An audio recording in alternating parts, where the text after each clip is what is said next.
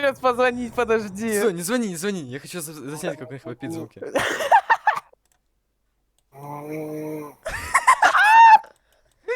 Боже.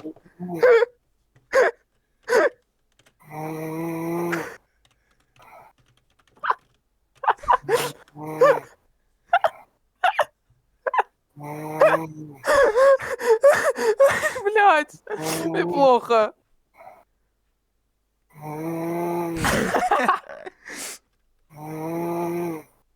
Это Пацаны, пиздец. не спал всю ночь.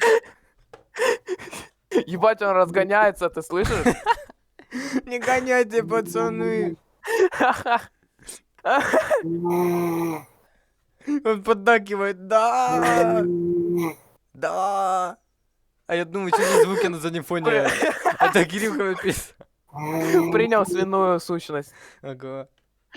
Так, позже я ему сейчас позвоню. Блять, На YouTube выложу, короче. Вот это я заспоришь.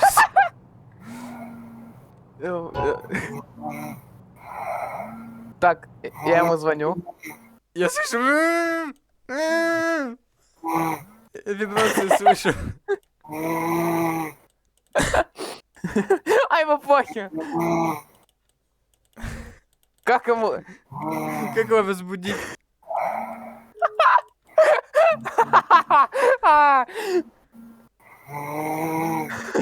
Дебил. Блядь. Если что, мне звоните, чтобы возбудить пса на беззвучку. Ну, на вибрацию. Так. Так. Слышишь? Вбит, Он вбит. Как же он нападает? оно дышит. Не, ладно, дальше храпит.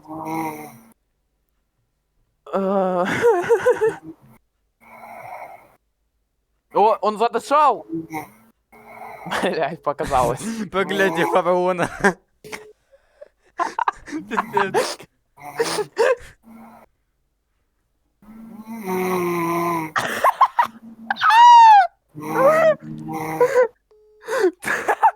Ты слышал, как он подбит сейчас этот? Я знаю, он идеально входит в это. Не проснется, видимо. И как его возбудить? А как возбудить его?